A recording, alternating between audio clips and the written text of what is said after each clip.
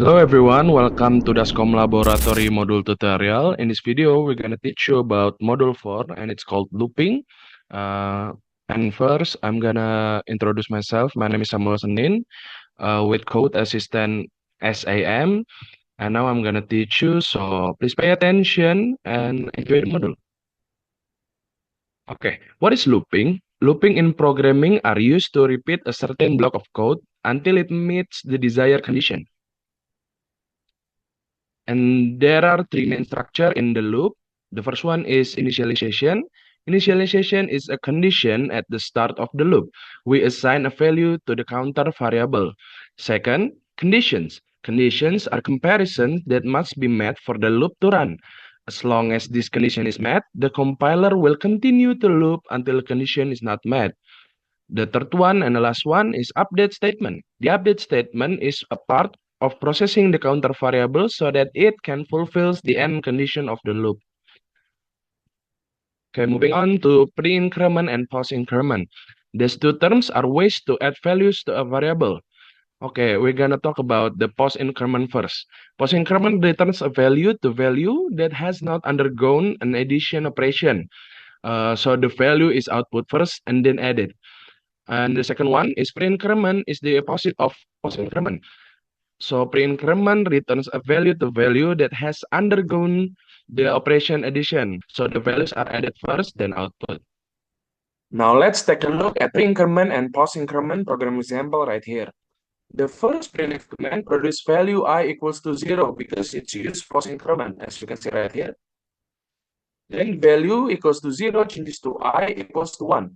The second printf command produces the value I equals to 1 because it's used pre-increment. Then the value I equals to 1 changes to I equals to 2.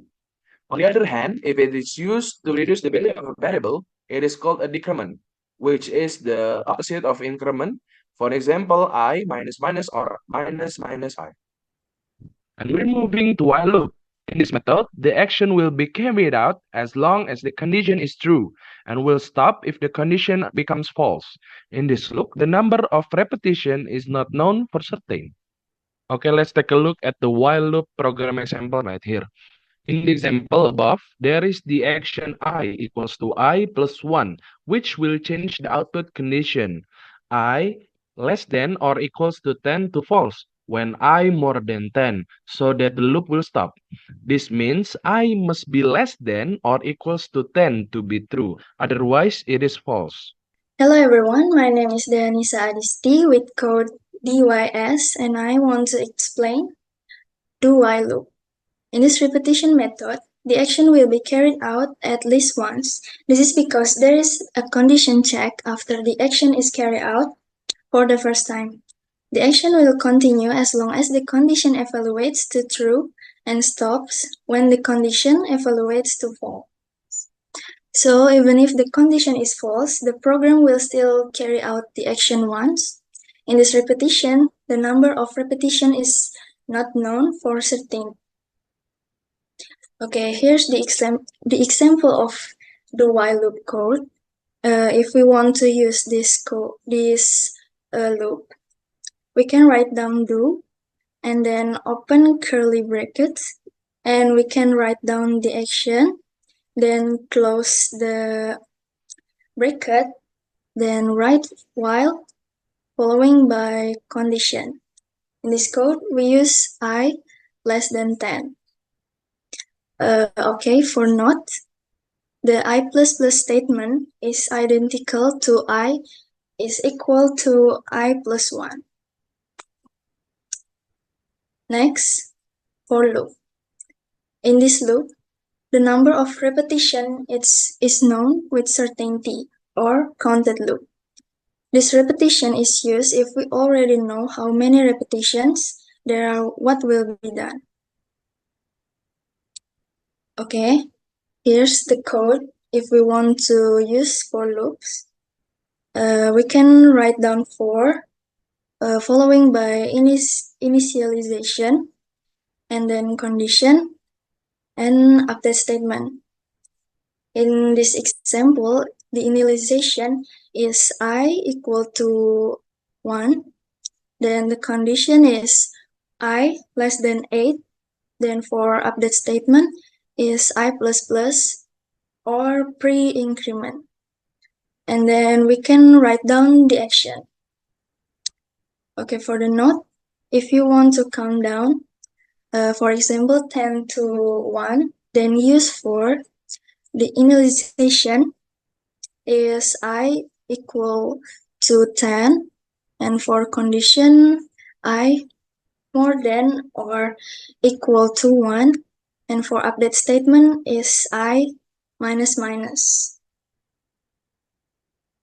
Okay, here's the example program for entering some data using loops. But now I want to explain the system CLS and getchar. Okay, what is system CLS? Is the function is to do clear screen in the program. The system CLS can be found in stdlib.h library. Okay, next, what is getchar? Getchar, uh, scanf.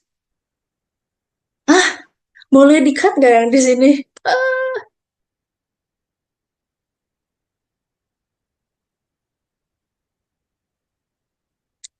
Okay, here the example for entering some data using loops. But in this video, I want to explain system CLS and getchar. System CLS is the function to do clear screen in the program. The system CLS can be found in stdlib.h library.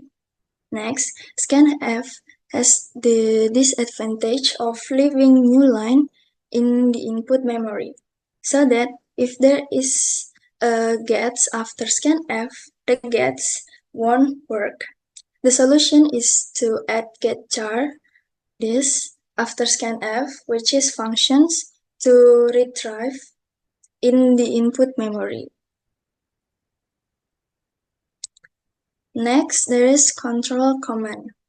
Control commands are used in loops to change the result of loop execution from its normal state. Okay, the first one is break command. Break command functions to stop the looping process that is in progress. In the example beside, the loop it will stop when I is equal to 7. Then continue command. Continue command function to skip the intended loop. In the example beside, the program will continue looping when I is equal to 7. Okay, so my name is Ryan with assistant code RYN. So today I'm going to introduce those some coding. There are five codes. The first one is pre-increment. Second one is post-increment, pre-decrement, post-decrement, and the last one is while loop. So let's see in here. The first one is pre-increment. So the main point is in pre-increment, the plus plus operator is placed before the variable I. You can see in here plus plus I. This means the variable's value is increased before it is returned or used in any further operation. Now we can start to run this code. As you can see here, the first of all, I is 1, but we do the pre-increment step, it become 2. I is 2. Next one is post. In the post increment, the plus plus operator is placed after the variable. We can see here, I plus plus. This means the variable's value is increased after the current value is returned or used in any further operation. And here are some notes about pre or post increment. As you can see here, whether it's pre or post, it's always plus 1. Now we can run this code. As you can see, the I is 1 and the post increment I becomes 2. And then we're going to do the next code, pre-decrement. In this pre-decrement, the minus minus operator is placed before variable. As you can see in here, minus minus I. This means the variable's value is decreased. It's decreased before it is returned or used in any further operation. It is actually same operation like the pre-increment, but the difference is we we minus one for the operation of I. And now we can see the coding. As you can see in here, first of all, I make the declaration is I is 1. But after we run this code, I become 0 because it is pre-decrement. 1 minus 1 is 0. The next one is post-decrement. In post-decrement, the minus minus operator is placed after the variable I, as you can see right here. This means the variable value is decreased after the current value is returned or used in any further operation. Now let's try run this code. So you can see the I is 1, and after we run this code, I becomes 0. Thus, it is post decrement. 1 minus 1, it will become 0. The last code is while loop. So in the while loop, there are some many main points. First of all is initiation. In here, initiation I is 1, and then the condition of while loop. After that, update statement.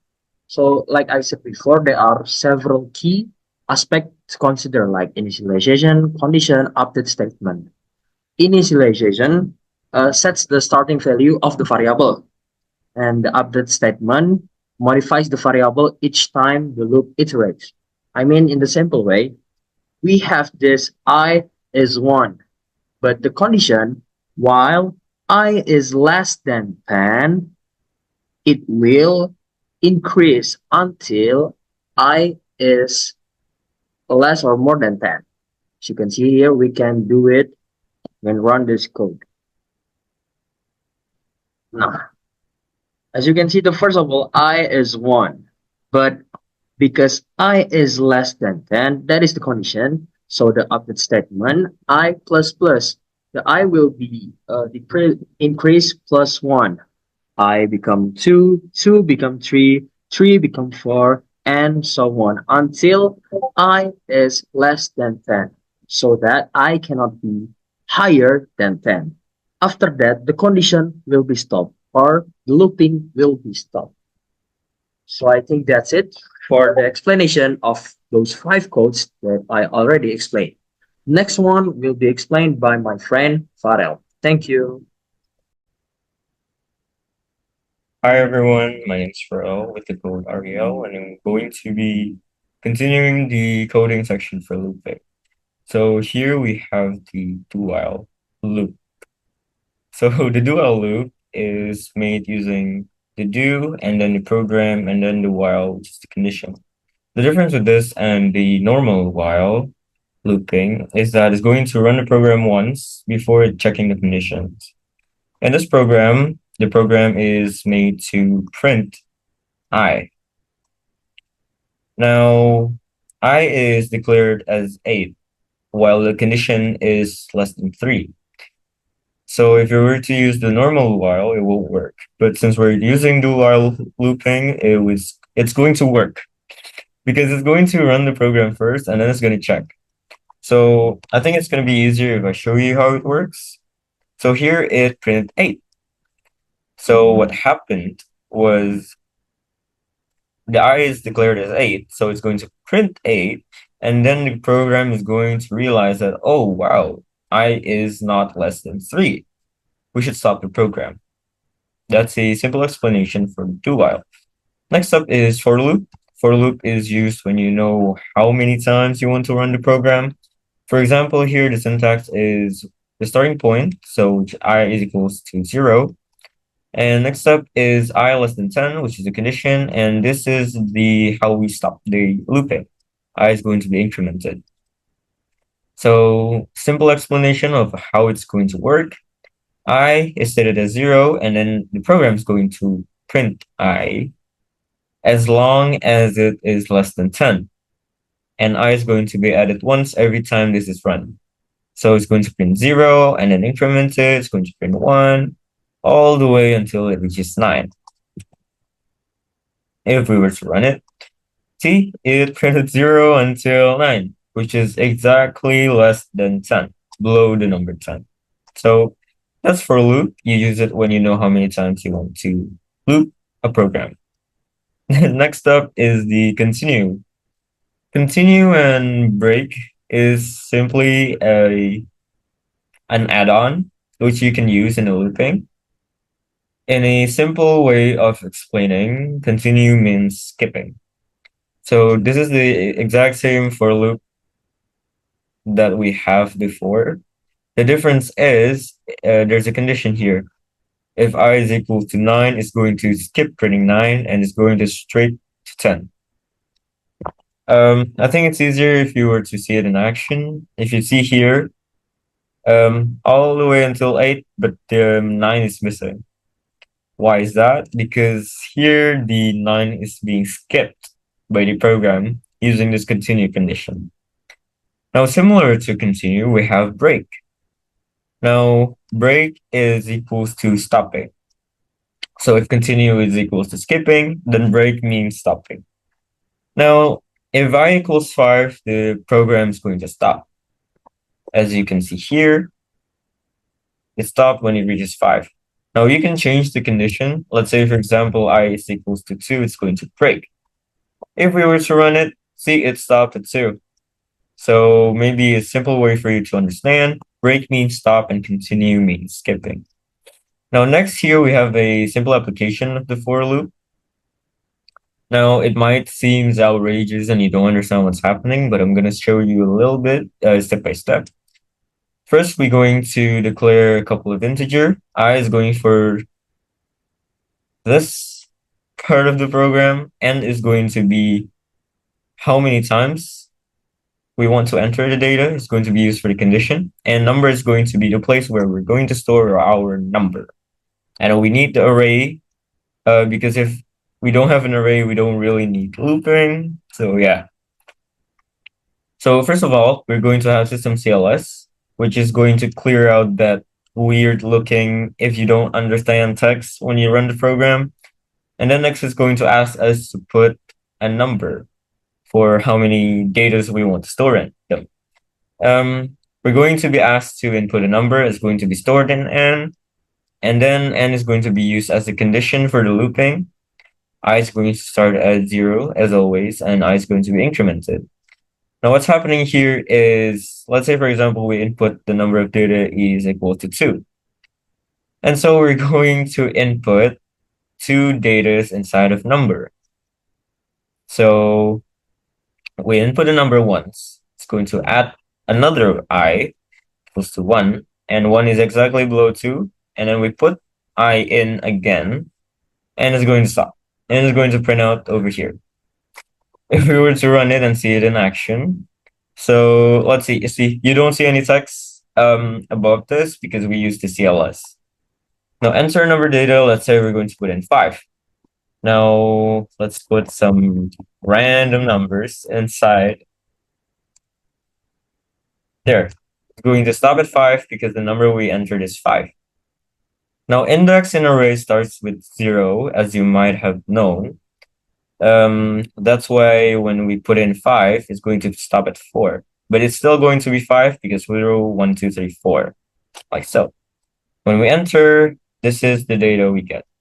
So maybe that's all we can say about looping. Thank you for watching, and I hope it helps. This is Dotcom Laboratory signing out, and have a good day.